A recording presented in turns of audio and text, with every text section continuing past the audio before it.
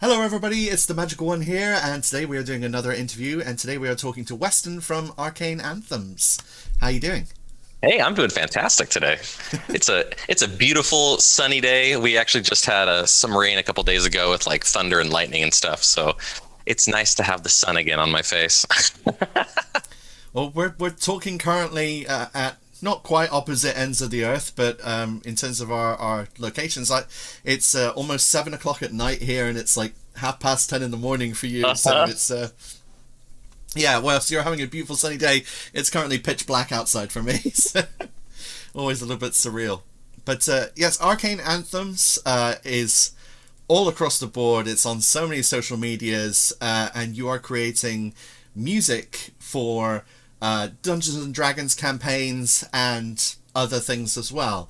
And you've been giving out your music for free, which is I amazing. have. Yeah. Uh, how did you come up with Arcane Anthems, and how did that journey begin? So it started with an idea. I'm a musician by trade. I started playing D&D in 2015, and I had to do it kind of alone. I saw a bunch of resources online. I saw Critical Role, it's kind of a bunch of voice actors playing Dungeons and Dragons, and that is what really sparked my interest. Before then, I thought it was just like a super nerdy, and it is, and it still is, but I didn't realize the possibilities of it. And then I convinced my group of 7 friends to start playing with me, and I DM'd for them. That was my first experience playing Dungeons and Dragons. And this is all going to talk about Arcane Anthems just a second. But a couple years down the road, I had an experience where one of our player characters died. And that can be pretty impactful in a campaign. And I stayed up till about 2 in the morning writing a song about that experience. And then I transitioned and I started writing songs for each of the characters in my campaign. And then I thought to myself, I wonder if people want anthems for their characters. Like, I know people who've played the same character for years and years and years, and in some cases decades. And like, of course they do. Like, they get art, they get specialized dice, they get all sorts of things for these characters because they're so meaningful to us. And I thought, I wonder if I can use my musical expertise and write anthems for people. So I started a little project called Make My Anthem, that later became Arcane Anthems. And at first I was just doing commissions only. And then I realized, well, hey, there's a need in the community for free RPG music that is royalty free. I use the Creative Commons license. And so it's DRM free, which means that you can play it on Twitch, you can play it in podcasts, you can play it anywhere without getting in trouble. And I wanted to set it up in such a way that you wouldn't have to ask my permission. You know, you could just go to my website, download it, and use it. You know, I do ask that people credit me. I don't want people, reselling my music or anything like that. So I do ask that they credit me, but that's it. Like, put me in your show notes and use my music. And so far, it's been phenomenal. It started really slow because it was a brand new concept. No one was doing that. Yeah. Like, literally no one was writing music for individual characters.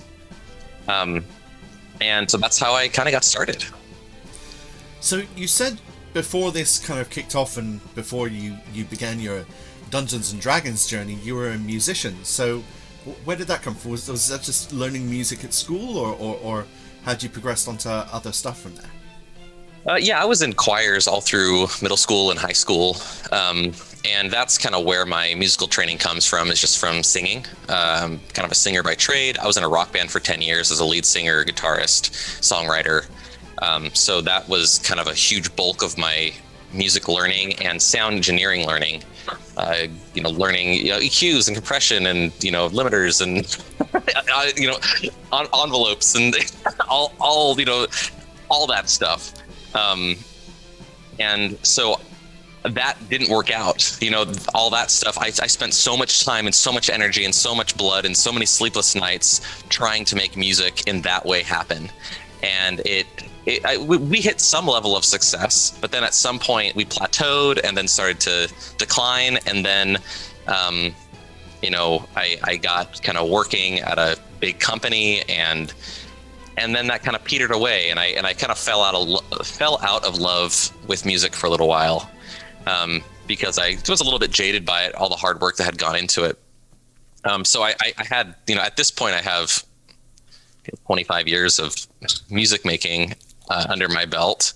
I've really been songwriting for about 20 years. I started when I was 16, and I have been engineering for over 10. So it's all this kind of culmination of things. I didn't go to college because I have, mental illness, and I didn't realize it at the time, but I have ADHD and some pretty big anxiety problems, and I'm mildly dyslexic that I recently found out. So all these things kind of led to me not going to college and just kind of doing the schooling that is going to most benefit me as a musician, which was getting out there and doing it.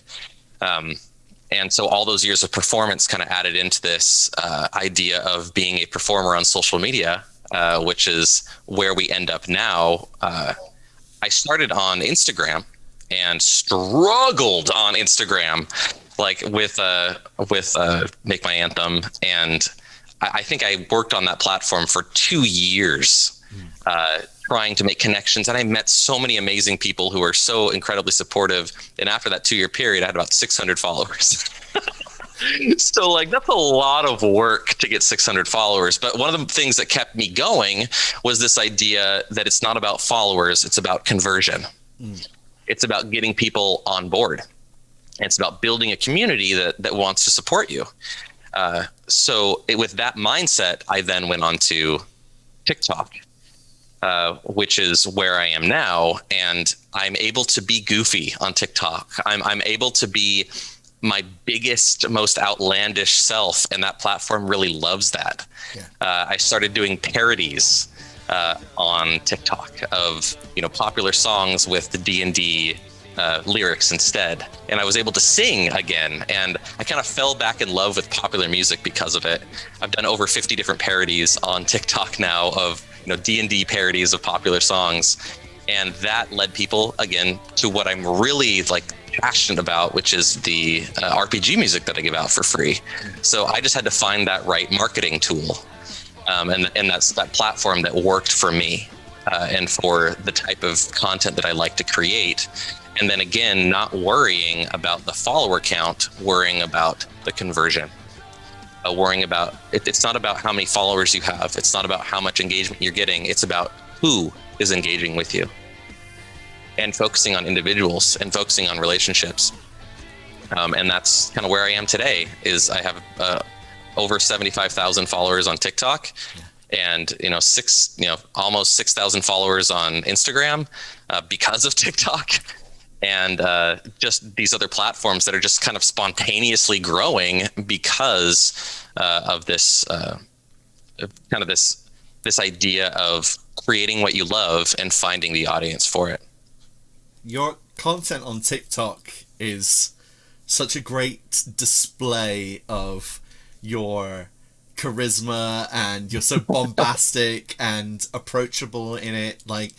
It on sometimes it's just they're like skits, a comedy, and you've got the music in there as well, but there's also some message. It comes across as very genuine and very authentic, and I really enjoy what you put out on there. It was a huge part of the reason I wanted to get in touch and do this interview, because of just how likable you are on that platform. It just works really well for you, and I love that mentality of not counting those numbers in a way. I do think that a lot of people try to gain popularity for their business on social media and get very caught up in that follow count and subscriber counts, and a lot of people get caught into the trap of attaching that to their own self-worth, and that's a really slippery slope, and can cause a lot of issues with things like mental health, and I think a lot of people get a negative effect from social media.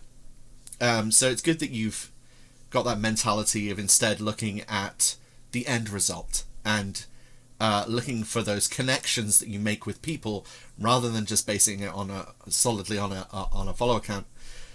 It's also interesting to me to see how much our journeys have parallels. I also have ADHD. I also have been in rock bands that have reached a level of success. I also went to university for 1 year, and then just it didn't work with how I function. So I reached an end to that journey, and instead went, what else am I doing with my life? And that, for me, that's when voice acting came calling, because it meant that I could dictate my own hours. It meant that I could have that creative space where I could flourish. Every job is something different, which feeds that need for input and stimulation, which obviously for you have a similar a thing where every job that you take on is something different, something unique, and something creative in that way. So I really love that you've got that journey that makes a world of sense to me as well. I really appreciate that. Like I'm glad that my social media comes across as me, because it's me. Like I can't fake. I sometimes I have to put kind of up the energy, that I put into things. You need to be your biggest self on social media, but it's all very much me. I am, I put my struggles on there. You can see my kids in the background sometimes, just like for like a frame or two. There's all the, there's these little snippets of my life that happens around me as I'm on TikTok. And as I'm on social media, I'm glad that there are so many creatives who have similar struggles, that we do with the modern education system, and how it doesn't help people like us. Unfortunately, like it makes us feel dumb. It makes us feel less, and that's not the case. We see the world differently. We need stimulus differently. One of my favorite things about what I do now is I do this mix of RPG music, and then I also do commissions. And with both of those things, they're all sourced from my audience, right? So if somebody commissions me to write something, I've had to learn how to write, East Asian metal. I've had to learn how to write Nordic traditional music. I've had to learn how to write Afrofuturist style horns and like, when would I have ever been able to do that in a rock band? That's not something that you get to do. And I am so privileged that my journey as a musician will be forever expanding and changing, and I will forever be learning and failing and getting better and improving. And that's such a huge blessing to me. And I get to do it from home. Like, one of the things about being in a band is that the constant travel just destroys you. Like, you can't have a normal life. You can't have a family. And I always said that I wish that I could just write music from home, and that I could use the internet to get it out there. And now that's possible. And I'm so grateful that that's the case. And that I found a medium that allows me to continue to grow and to learn and to connect with people with different cultures, and to expand and to never get stuck. I feel so free with what I do. I can move pretty much anywhere in the world that I wanted to, if bring my family along. But I can work from anywhere. Like, as long as I have a decent internet connection, right?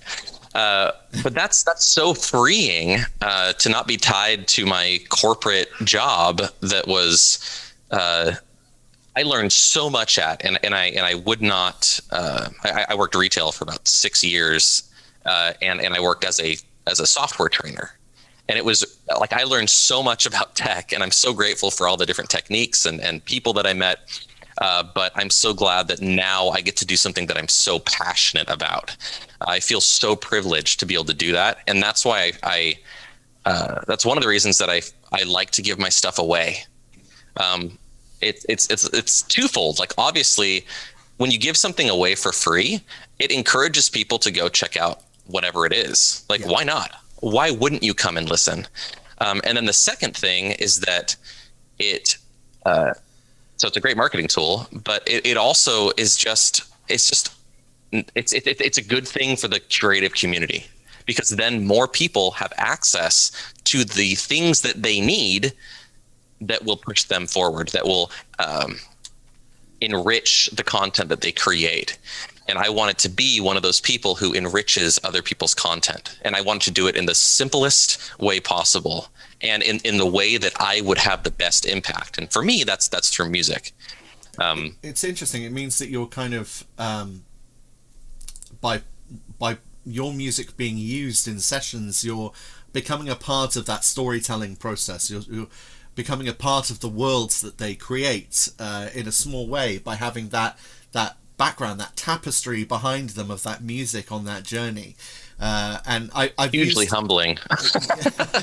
I've used music in Dungeons and Dragons campaigns before, especially when I've been a DM, and it's interesting how when certain things happen, and you've got a character giving a speech, or you've got an epic combat encounter happening or something like that, how sometimes the music cues just happen to sit in just the right times and just the right moments, that the strings swell as you're telling this epic speech, and the players in front of you are just sort of like, how have you planned this? I'm like, I haven't planned this at all. It just happens to have worked really well.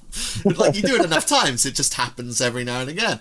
But yeah, having the music in the background does kind of help with that immersion, with taking players to that space of imagination and play. And that's the thing of what I love about Dungeons and Dragons, is it gives the space for imagination and play, which we used to do as kids all the time. You'd imagine you were some hero or a soldier, or or a race car driver, and you'd run around the playground with sticks and and balls and things like that, and you've got a basketball and it's a grenade, or you've got a stick and it's a lightsaber.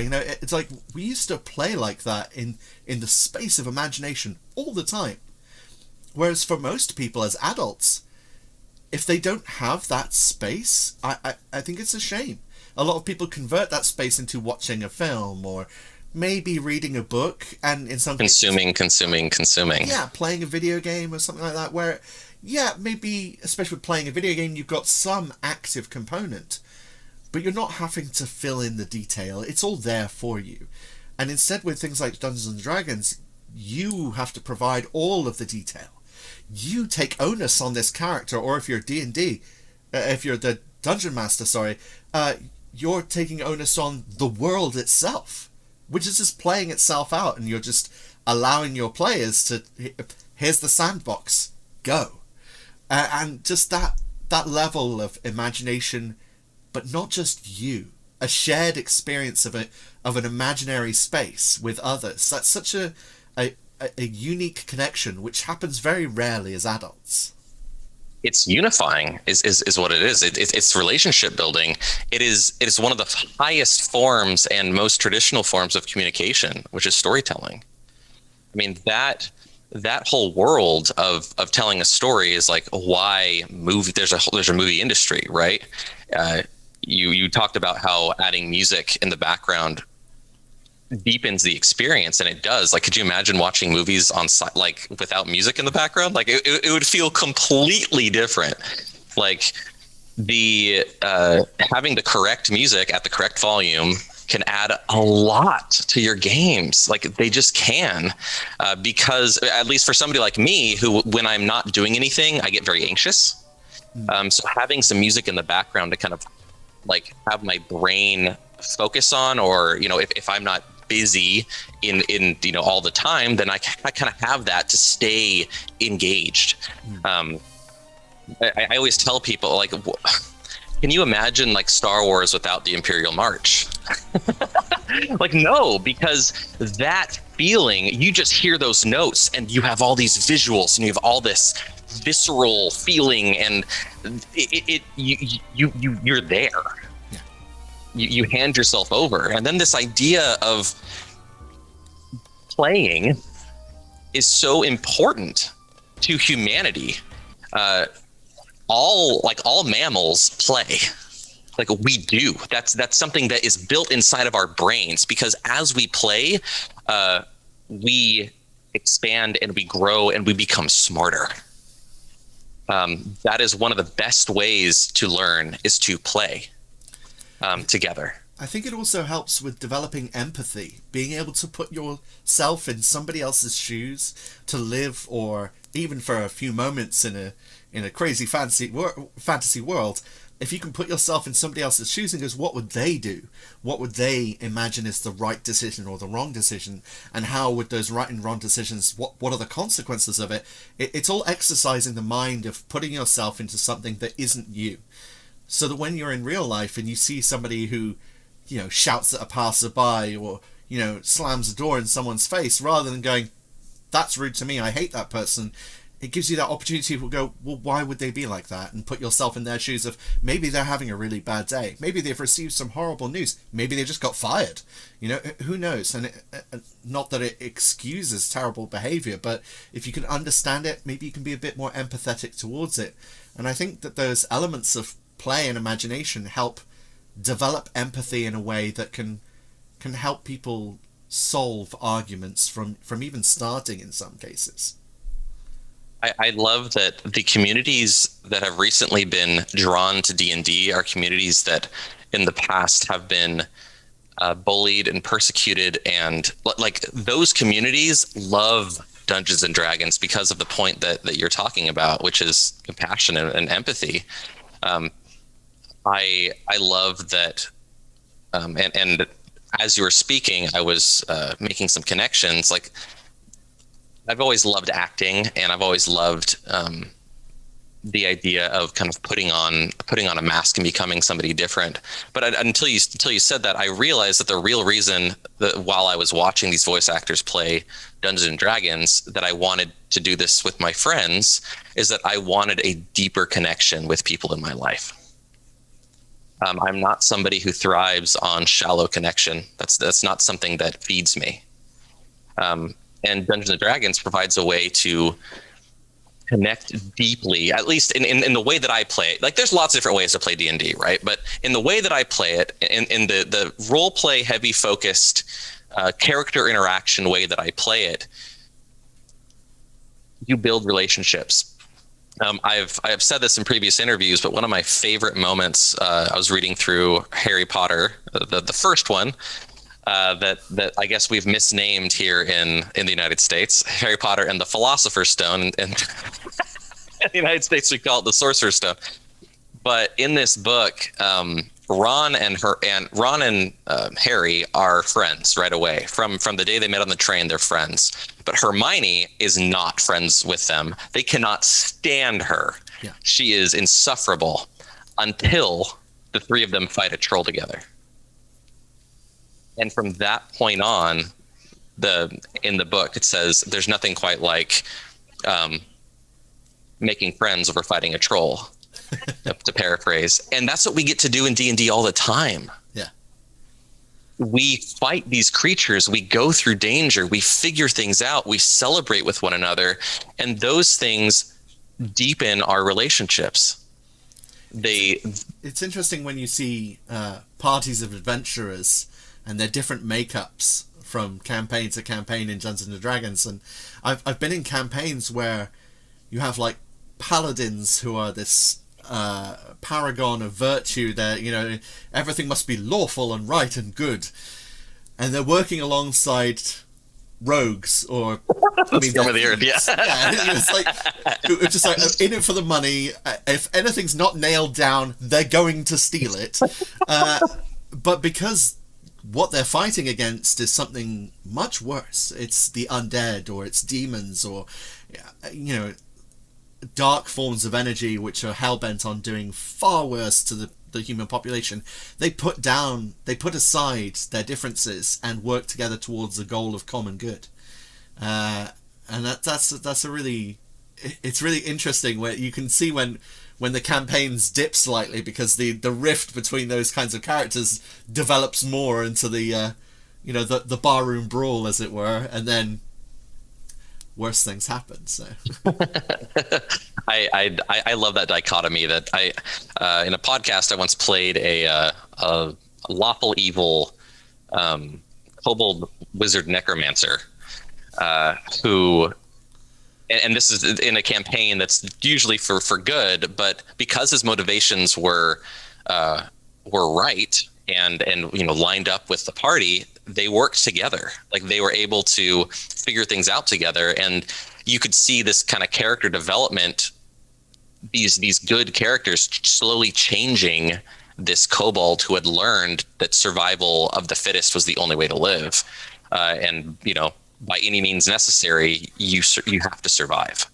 And so slowly this kind of kobold's heart was kind of softened, and that's what happens. Like in these games, you talk about empathy, you talk about compassion, you start to experience these things in real time in a way that you would have never been able to before. And then in your actual life, in the real world, you start to wonder if I wonder why that person responded in that way.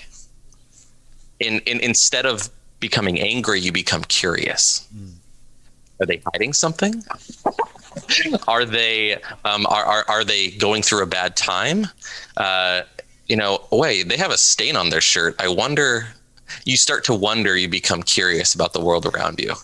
You think about backstories, origins, and things like that, where people's personality quirks have come from, and that becomes a fascinating journey into essentially psychology and morality, even more so.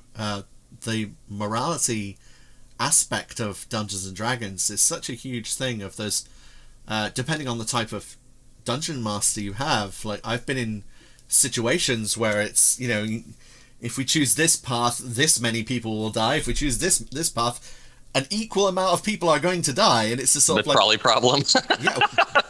Where's the right choice, and acknowledging that sometimes there isn't a right choice, and sometimes the right thing is to run away from the fight, to live to fight another day, and things like that. Just these choices that you don't face in normal day-to-day life, in real life. It's not something you come across. So having a playground where you can explore these choices that have consequences but not in real life, again, it gives you that playground. It gives you that opportunity to try things and to do things, approach things in a way that you maybe wouldn't be brave enough or to do in real life, or you would be concerned that it would have lasting consequences. You can do this in this playground because it's a safe playground to do it within.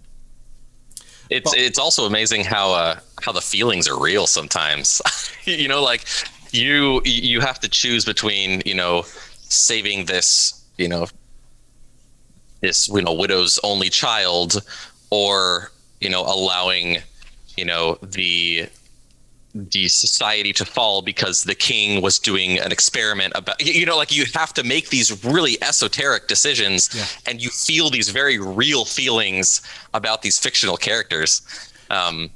As a voice actor, part of the reason I love playing it, I mean, this is before I even became a voice actor, is it gives you that space to practice that craft of becoming someone else and experimenting with different voices and quirks to the character and things like that. And I do think that that aspect of making those choices is such a playground of possibility, I suppose. I also like how those things kind of naturally grow in people who don't necessarily like to do those types of things. I had some players who I made the mistake of really forcing them to role play when they really weren't comfortable with it, when I was a very new DM. And I regret doing that, because I think that there's space in campaigns for people who just like to roll the dice and like to see those damage numbers go up. And one of them was like, I wish I could just play a character who was mute, who just didn't talk, but I still want to participate. I still want to be with you all, because they still get the feelings that are associated with the campaign. They still like the elements of making their characters better and being engaged with their friends around the table, and those things. That's a very valid way of playing D&D. Not everything has to be this Martin Scorsese drama. Like that's not how it has to be. I'd like to play it that way, but not everyone does, and there's a spot for those people who don't. You know, it's a game that can include all types of people. Yeah, I've also played campaigns with people who are much more introverted and don't want to get into the role play and verbal aspects of it, and you know, we'd let them play it the way that they wanted to. To me, a good DM is someone who just allows the players to do things how they want to and just gives them a space to play in. You know, their concern is with the world, not the individual players, and you know, and just let the individual players play how they want to. But the characters don't have to act how you want them to. They're going to act how the players want them to, which is really fascinating. But exactly, I'm very much a storyteller kind of player. I love to. Me too. Get involved in the conversation and the world and lore and things like that. It's very much, but I have played campaigns in different ways to, again, play and experiment. So I played a dwarven barbarian with a great sword. So the sword was 3 times the height of the dwarf. But I rolled his strength exceedingly high and his intelligence exceedingly low. So we did the dungeon master allowed us to do point deductions. So I took away from intelligence and added it to strength, and he said, well, that's taking it a bit too far. And I said, yes, but there's a consequence of that, and that's the fact that he is monosyllabic. And really interesting campaign, because everybody would be discussing this elaborate trap system that would be in front of them, and I'd go to join in the conversation, and the dungeon master would just look at me and go, and I'd be like, yes. I just can't join in on this conversation because my character wouldn't be able to. And it was such an interesting thing to be forced into not storytelling and not joining in the conversation, and instead just be this character looking for the glorious death in battle, for the epic ending, and he found it. He found it in quite possibly the worst way possible. And no! Well, he was fighting a giant snake, and got caught up in the coil of the giant snake, bitten by the giant snake, so dying from the poison of the giant snake whilst slicing its head off. Oh man! As another member of the party casted Melf's Acid Arrow and rolled a 1. Oh, gosh. And hit my character. No. Taking his last few hit points off him and killing him. Game over. I died to friendly fire. But it was memorable. It was fun. Yeah. We had a ball with it, and I was mortified because I loved that character because it was such fun. But then I also thought, well, now I get to roll a character that can join in the conversation. Sure. So yeah, I've been very lucky to have some epic ends to characters, which is always fun. I'm always so impressed by the people who play D&D, and like there's one of the things that draws people to D&D is like passion for something, right? They're generally people who have a lot of they're not afraid to be nerdy about things, which means that they've spent their entire lives becoming amazing at things. Because they aren't afraid of that social convention that, being cool is meaning not liking anything. They've spent their lives being really good at things, and I love looking around my group of friends, and there's like improv actors, and there's artists, and there's people who make maps, and there's people who make dice, and there's because they have their entire lives they weren't afraid of diving into something and becoming super talented at these very niche things, like these people who like knit together scale dice bags, and like who it's just incredible the community that is that surrounds our tables and these groups, because they're not afraid to be good at things and to really be into things. I think that schoolyard sort of label of geeky or nerdy has become redundant, essentially. Yep. I mean, computer geeks or nerds now run billion-dollar industries around the world. I mean, you can't tell me that Jeff Bezos was captain of the football team, you know? It's interesting to me how nerds, to a certain degree, have become actually part of popular zeitgeists. I mean, things like the Marvel movies now are one of the biggest franchises in the movie industry. Star Wars is, again, a billion-dollar industry being owned by Disney. Computers, as I say, and video games is one of the biggest industries growing in the world. The average American household apparently spends more time playing video games than they do watching TV now. It's a huge shift in popular media. And also, I've always felt it comes back to something smaller as well, which is when you talk about somebody being nerdy or geeky about comic books or Dungeons and Dragons or video games or books or whatever, initially it seemed like a very negative thing. Oh, you're a nerd or a geek, and now a lot of people say it with pride. Yes, I'm a nerd. Oh, yes, yeah. I'm a geek. It's what I am. But when you start to shift that lens onto people who wouldn't consider themselves to be that way, it's amazing how accurately it also describes some of their pursuits. So you've got guys who are into cars, and they'll be able to tell by looking at the shape of a bonnet of a certain make of car, oh yeah, that's a 72 and it has the 6 valve in it rather than the 4 valve in it. Oh, yeah. It's like, what? And it's like, yeah, it's got this many foot-pounds of torque on the wheels, and you know, at the engine it's this, but at the wheels it's this, and you can work that out by... And it's just like, hang on a minute, you've all of this knowledge. You're a car nerd. You're a car geek. And it's the same thing with things like sports teams. You know, knowing how many goals that athlete scored in, you know, when they were bought by this team to this team, and the average batting average of a certain team, and things like... It's like, this is geeky knowledge. This is nerdy knowledge. Yeah. Just, it seems normal. Absolutely.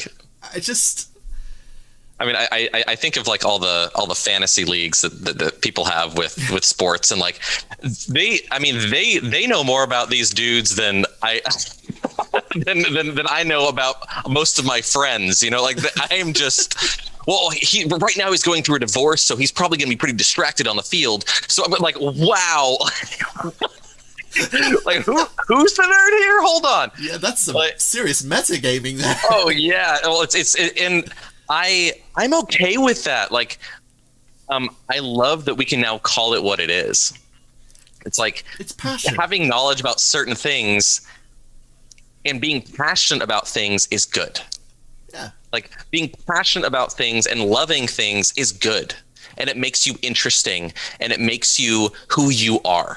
And hiding those things and trying to pretend like those things don't matter makes you boring. It makes you boring and uninteresting. I think it also makes you sad. I think if you absolutely. find things you are passionate about, you should chase it. That's part of developing happiness, you know? And it's like, if people deny that for themselves, it's sad. It makes me want them to encourage them to say, no, just go for it. Go for what you love and chase it. Be a nerd about it. Be geeky about it. Just, who cares? You will find other people who are like-minded, and they'll be there for you. It's amazing how many communities are born from that. I did a gaming event a couple of years ago, and it was all for charity and things like that. And there was it was a live event.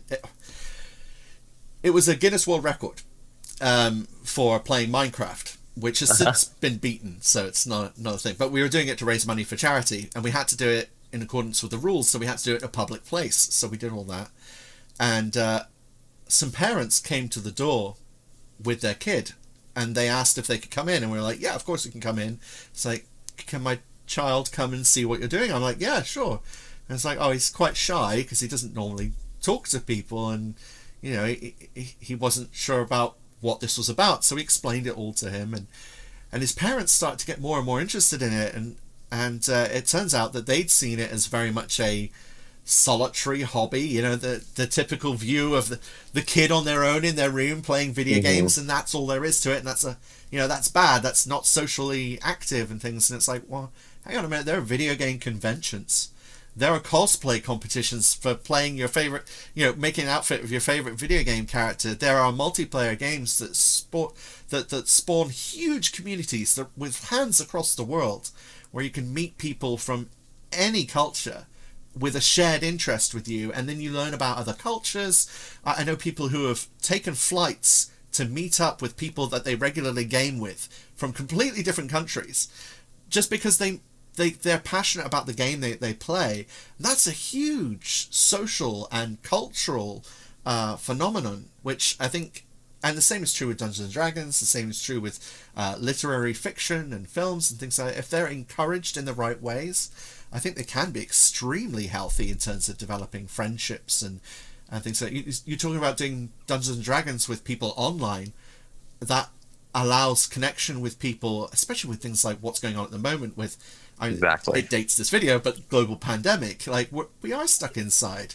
Things like the Dungeons and Dragons that we would normally play around the table has to go online, and that can be a bad thing in some ways, but in other ways it's a good thing that we can do that. We have the technology that lets us do that. I love that throughout this pandemic period, I haven't really felt alone. Like, I have made so many friends, and I've spent lots of time on Discord, and I've spent time playing games with people, and because I had already built this entire network of people who I never saw in person anyway. You know, like I can connect with people on a deep level or on a shallow level, depending on who they are and what they're doing. But I get to see people whenever I want. I just pop into a room, and then all of a sudden, bloop, bloop, bloop, four other people say, "Oh, hey, Weston, what's going on? Like, what are you doing in here?"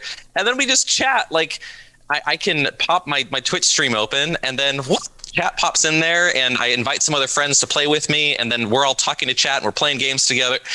Like, what a wonderful thing that is, that our people don't have to be in our small town. Like, our people can be, you know, in New York City, or can be in Australia, or, you know, we have such because of the internet, we have such a wider net to cast to find those communities and to find the people who we're going to connect with. I love that. Like, we are so blessed to have that opportunity. And honestly, the people who are suffering the most from this pandemic are people who don't understand that. Yeah. Obviously, you're creating this music, which you're letting people use for free on their campaigns, online. Do you let people use it for things like video games and things like that Absolutely. as well? Absolutely. Yeah. Video games, films, whatever project they're doing. If they want to put it behind their art to show that off, if they want to play it in their restaurant, like, go for it. And now imagine a Dungeons and Dragons themed restaurant, and I want to go there. But you've also got a Patreon as well. I do. So talk us through the Patreon, what patrons get from when they join it, and how you use that to fund your projects. So I knew that I wanted to do this as a full-time job. This is something that I want to do, and I want to spend my life doing. This is my life pursuit. This is my goal. This is my passion, and it's been that way for a long time. So I post my music for free on Patreon, and a lot of people are like, "That's an oxymoron. Patreon's not free." Well, let me tell you, it is. The MP3s I post as a public post. You don't even need a Patreon account to download them. Yeah. You don't have to support me to download them. You don't have to all you have to do is go to the website and click the free filter, and it will give you all the free content that's on there. However, in order to do this as a living, I need people to support me. I need a community to do this. And in the past, musicians would have like one patron who is the, Grand Lord, Dutch of, Duke of, Earl. I don't know where they are. It doesn't matter. Now that's not the case. Now we can kind of crowdfund our patrons. So patrons who support me get some added rewards, right? They get looped versions of the songs that I create for them. They get MIDI versions of the songs, so they can go in and they can adjust notes and they can put different instruments on there. They get looped sections of the songs, so maybe they're running a podcast and they need like a middle section to be a little bit longer. Well, then they can throw in the appropriate loop and they can just loop that out. And make the song a little bit longer. So they get all these different benefits and these rewards that allow them to customize the music to best work with them. But again, the music itself, the MP3 file, is free. Patrons also get access to my Discord, where they can provide requests. So they can request certain songs, and then certain patrons get to vote on those songs. And every month I do a community anthem that was requested by the community and voted on by the community. So Patreon is all about building community. It's all about being excited around this idea of free music for D&D. And I'm not the only one doing it. There's quite a few different composers, RPG composers out there who are doing what I'm doing. There were people who were, writing free music for the community before I came along. But can you imagine if the world only had like 7 artists? Like that would that's not gonna work. Like that's not how this works. There's an abundance of support out there for all of us to be successful. Yeah, people will do it in their own style and things like that as well, and that all creates variance within the scene, as it were. So absolutely. It makes sense that there are other people doing it, but you are doing it in your way, and it resonates with certain people in a really big way, which is why you've managed to build such a good community of people and amount of people to be able to do this as a living. And I personally really like the idea of Patreon, and like services where I am not beholden to an algorithm. I'm not beholden to somebody else dictating the type of media that I create. I get to be an artist. I get to be a musician. I get to interact with people who care about me. And they are the ones that I collaborate with.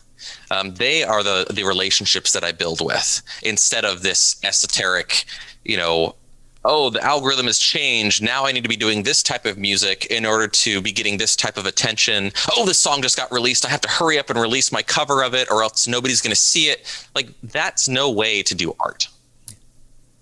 That sounds horrendous and horrific to me, to make art for an algorithm. And that's why I do my parodies, because I know that they work on TikTok, and I love doing those parodies. They're a lot of fun. But this model of community-based support is so important for artists. You said about commissions as well. Is that purely through Patreon, or do you have commissions outside of it as well? Correct. Right now, my Patreon alone doesn't support me. So I've also opened up commissions where I'll create a minute-long anthem for people. I will first do like a piano version first of all, they'll fill out a form that I have set up with like 3 different adjectives that describe the anthem they want. Is it for a character, or is it for a podcast or a campaign? Tell me about your campaign and these people and how you want it to feel, and tell me some musicians or some songs that you want it to feel like.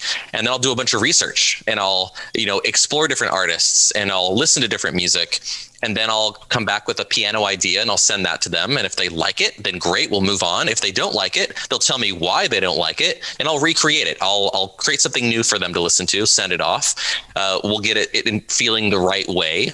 Then I go in and I add all the orchestration and all the big percussion and the flutes and the trombones and whatever it is that's going to be appropriate for the style of music they want. The guitars, I've written all sorts of like I think I did like a punk rock. What was it? A punk rock club, like fantasy tavern, something like it was so fun. Like, it's so fun. The types of music that people are looking for, and I work with these people, and I have honestly, I have never not finished one, and I've done I've done 70 different commissions in the past couple of years. That's a lot of music. I mean, like, that's a mind-blowing amount of music for me. Like, as somebody who struggled to write, 3 songs, in 6 months, writing that much music has really opened my eyes that there is an endless amount of creativity in the world, and there's an endless amount of creativity up here. And getting that mindset was really difficult, because that's the limiting factor, isn't it? Like, maybe I cannot do this. And once I figured out that no, the world has an endless amount of creation in it, then that freed me up to believe that, then to connect with those people. It's very interesting to me because I obviously have my own band and I write the music for that band. I found it very difficult to write during the whole lockdown pandemic scenario, just because it's been hard for me to access that sort of creative energy. However, I write lyrics for people online as a commissioned thing. I'll sometimes do basic chords to go with it and write songs, but mostly it's lyrical help that I'll do. So I get approached for people in various other countries who maybe English isn't their first language, and I tidy up what they've written. In some cases, it's just somebody who wants to write a song for their partner or girlfriend, and sometimes, similar to you, I also get some of the weird ones. I wrote a lyrics to a song about static pressure fans recently. That was an interesting one. I love happy it. With it, so I'm happy. That's cool. But I do a similar thing. I ask them what they're looking for and go away, do research, and then put together the lyrics and send it off to them as a sort of a PDF of lyrics and things. And it's just a hobby, a spare earner for me, so it's good fun. But I have found I have done hundreds of those jobs over the past few years, and it just happens. It just works. And I wonder if it's easier to do it for somebody else because you have that removal from it being perfect.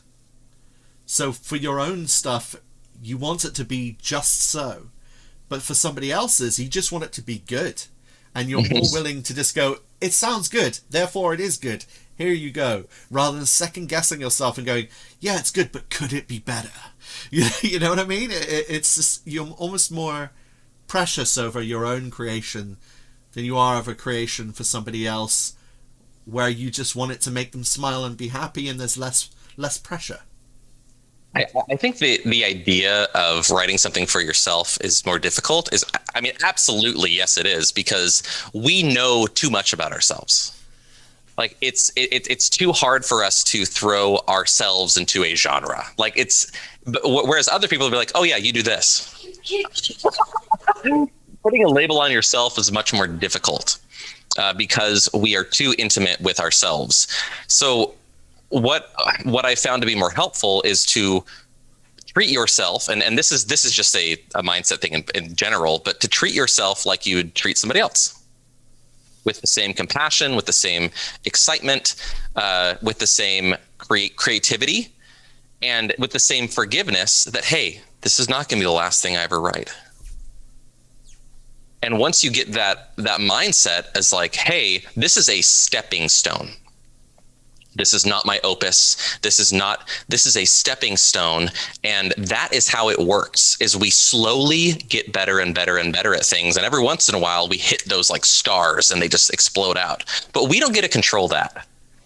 Like, all we are funnels, and we just have to allow ourselves for that creativity to flow through us onto the page or onto the, digital audio workstation, or, onto, your knitting needles or whatever it is. And we're going to have some bombs that are just not going to do well at all, that are going to be terrible. And then we're going to have some really amazing pieces.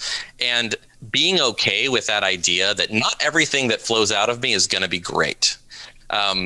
One of the scariest things that I started doing was composing live on Twitch.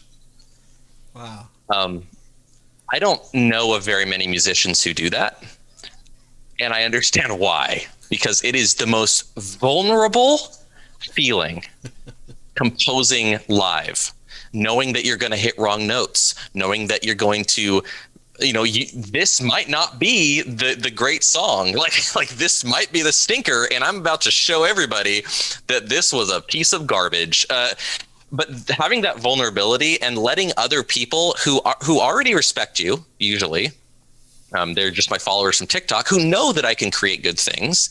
They, instead of it being this like judgmental space, all of a sudden I had these like cheerleaders who were like, "Hey, you can do it! Like I believe in you." And I'm like, "Oh, this is very different than I thought it was going to be." Yeah. When you surround yourself with a good community, all of a sudden, all that negative self-talk that we do is combated by literal words in the moment of, "You got this, I believe." And that's cool. That's a neat thing. It's also exhausting to be creative in front of people, but I'm trying to get better at it. It's amazing. You would assume it would be like the Wizard of Oz and peeling back the curtain to see the man behind the wizard, as it were, but it does sound like there also be an element of curiosity of how does he write this? What is the process? And I was talking to somebody recently. I was doing a growth workshop on how to be more confident in front of the camera and be more confident with your voice. And something that I was telling them about is it's not about not making mistakes. It's about how you handle those mistakes and how you move on from them. And so it's things like when you are doing live streaming on Zoom or whatever, which is obviously very common in our current scenario. It's not about not tripping over your words or not coming to a problem, because we're human beings and we make mistakes and things. We will hit the wrong notes with music or whatever we're doing in our lives. The trick is to recover well from it and move on from that point. And the example I use is actually music. It's if you watch a gig and a guitarist when he's about to do his solo, a string breaks.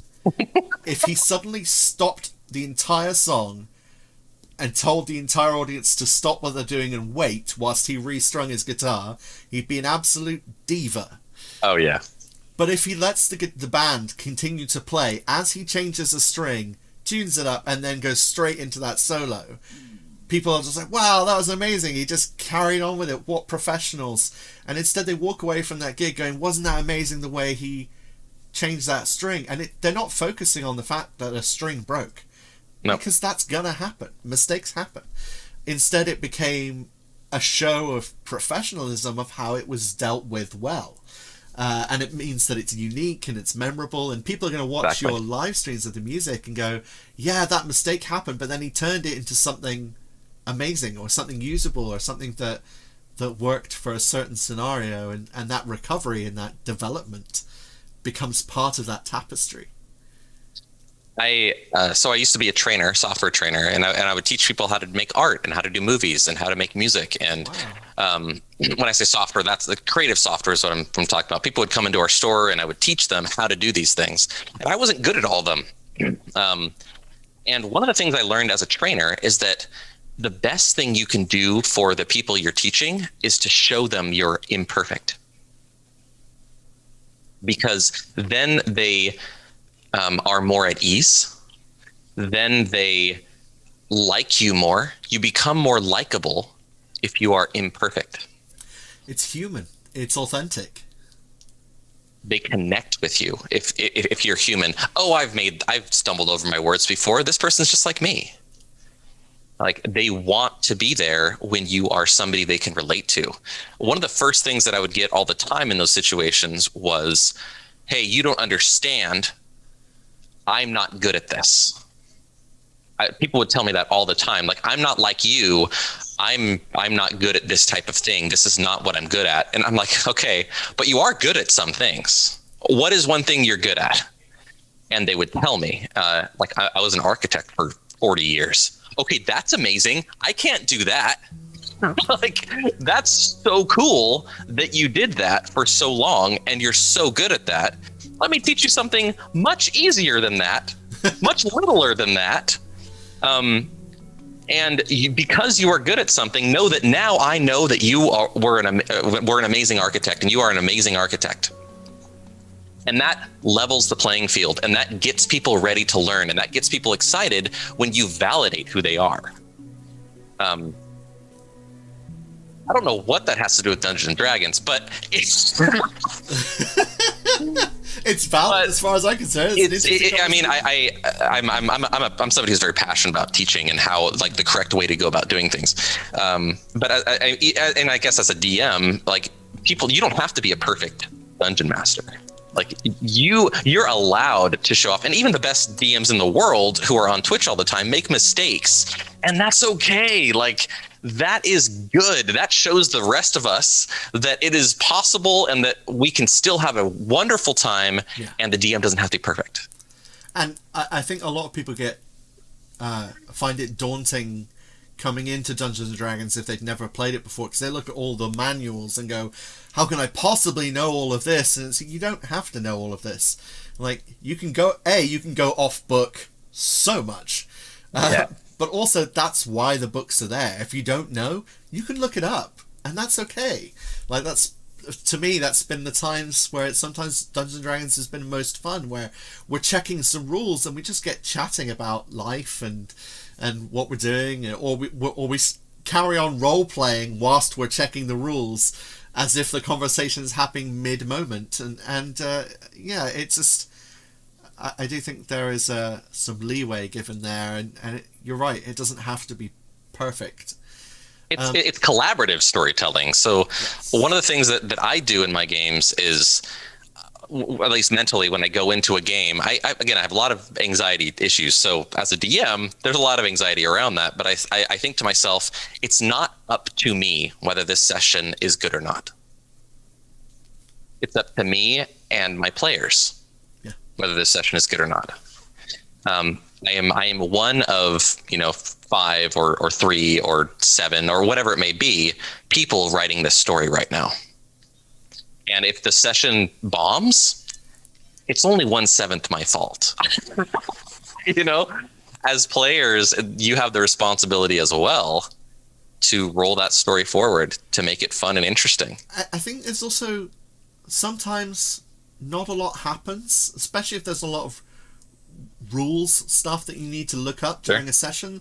Sometimes the sessions can go by quite slowly, but even in that, it's time spent with friends or like-minded people, and it's enjoyable. So does it matter if not that much happens or it's not that great a session? It's time well spent as far as I'm concerned. Absolutely.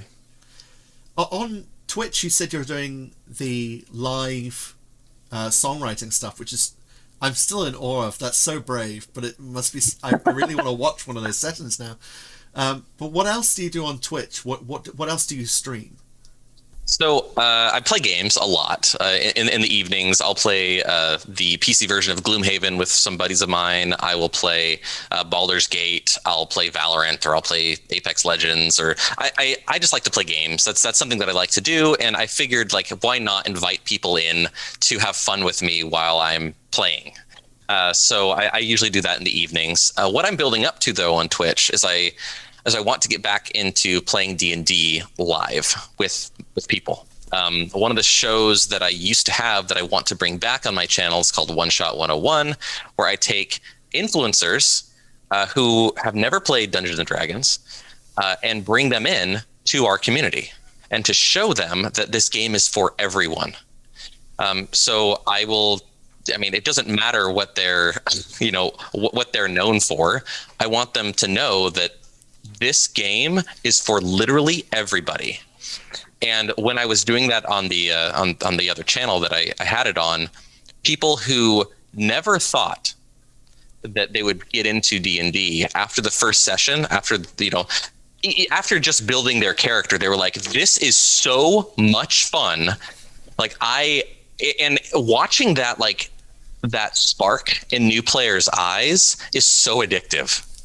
And I want the community to have a place to come and watch new players experience that over and over and over again. Usually how the show works, I'll have 3 different individuals. They'll each get their own weeks. We'll make their character. And then on the final week, we will do a one-shot with them. With those individuals, and I'll DM for them, and I'll take them through an adventure. And the thing they always tell me is, when can we do this again? It's like, no, that's not I mean, let me introduce you to some people, some communities where you can keep playing.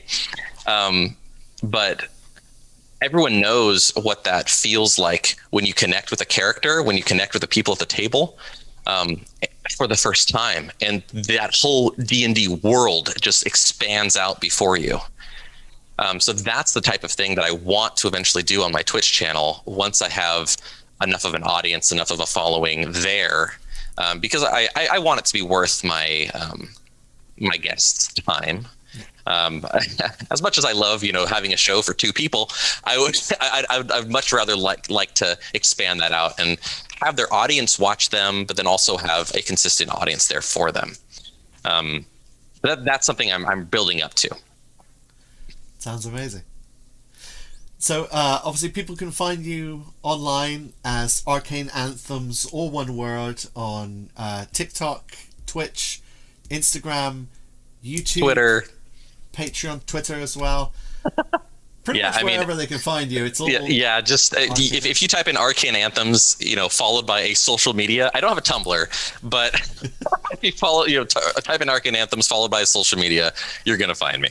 I'm pretty much on all the major platforms. So, well, thank you for taking some time to chat to me on my channel, and so much fun. Links will be in the description down below if you guys want to check out all that content and listen to some of that music and get into that world of Dungeons and Dragons. So, thanks for coming on with me on this journey, and hopefully I'll speak to you again soon. Happy to be here. See you later. Bye bye.